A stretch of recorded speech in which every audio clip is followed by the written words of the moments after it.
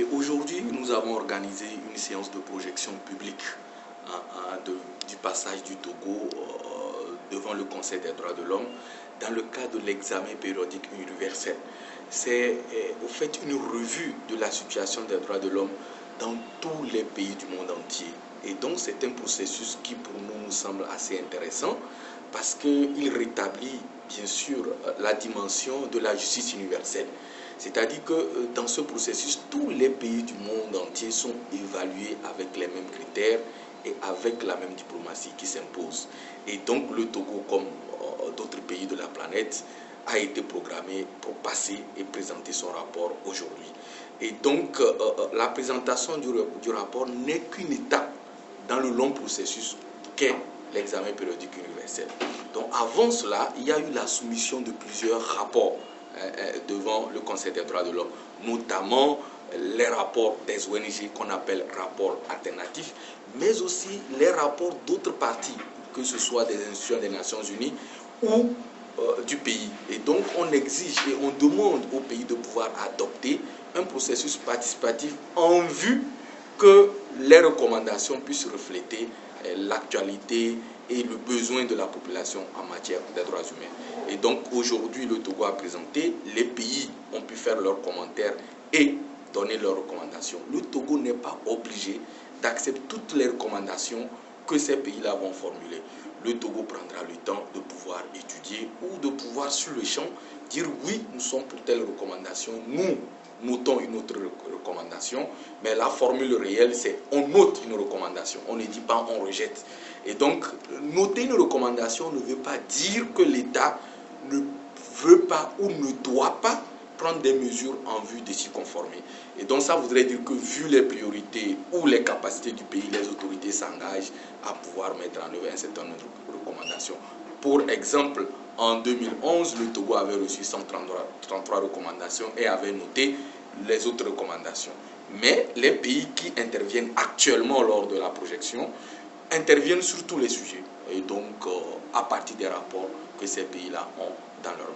Oui, nous avons produit notre propre rapport. Et donc, dans tout pays, les ONG sont libres de pouvoir le faire. Et nous avons utilisé cette possibilité, cette opportunité que nous donne les pays pour pouvoir exprimer nos inquiétudes, mais aussi nos appréhensions par rapport à la situation des droits de l'homme. Les autorités, dans leur devoir, produisent et disent ce qu'elles ont envie de dire. Et donc, c'est à nous de pouvoir, à partir de nos éléments probants, réalistes, démontrer que sur tel aspect, l'État a parfaitement raison de pouvoir formuler ses préoccupations ou présenter la situation des droits de l'homme comme il le pense, mais sur un autre angle, nous regrettons et nous souhaiterons que tel ou tel autre aspect soit amélioré. Notamment, par exemple, dans le cas du Togo, il y a bien sûr l'aspect de l'impunité, vous avez la question de la torture, même s'il faut le reconnaître. Nous avons actuellement un code pénal où la question de la torture, pour nous, semble être un peu réglée, par exemple, avec des articles qui définissent clairement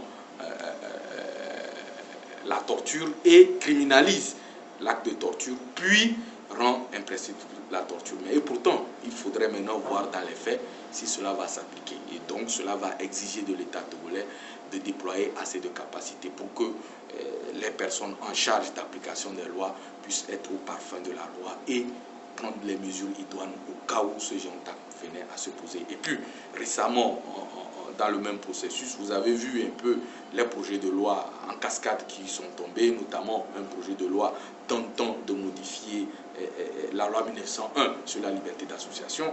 Nous avons soulevé toutes ces préoccupations parce que nous pensons que si le Togo présente son rapport devant le Conseil des droits de l'homme, c'est une opportunité pour nous de dire comment faire pour que ce processus soit inclusif, parce que pour l'instant nous estimons que le projet de loi émane purement et simplement d'une partie de la société civile togolaise ou des autorités, et que donc il faudrait adopter et revenir à la case départ. Oui, beaucoup de pays ont quand même fait des recommandations, parmi lesquelles le Ghana, qui dit au Togo, en tout cas recommande au Togo d'adhérer au statut de Rome. De la CPI, certains pays encore demandent que de nouveaux pays ratifient le statut de Rome. C'est de dire que ce n'est pas quelque chose qui est enterré. Et c'est fondamental pour nous de constater qu'il y a certains pays qui pensent que c'est important de soutenir. Donc je ne sais pas si c'est le Ghana, mais de toute manière, au moins 3 ou 4 pays sont revenus sur les recommandations liées au statut de Rome. Donc nous voudrons rappeler que c'est à partir de ces éléments-là que nous allons continuer le travail. Et donc je voudrais rappeler tous les citoyens togolais, quand demain il y aura des rapports pour ou contre le Togo ou pour décrire une situation des droits humains, il ne faut pas qu'on pense que les ONG inventent des sujets. Vous avez vu que aussi beaucoup de pays ont aussi parlé des questions des minorités sexuelles, de la discrimination vis-à-vis des femmes. Donc ce ne sont pas des sujets que des ONG ont envie d'inventer, ce sont des réalités qui sont soulevées au niveau mondial et que nos pays doivent répondre d'une manière précise en vue de sauvegarder les intérêts des citoyens togolais.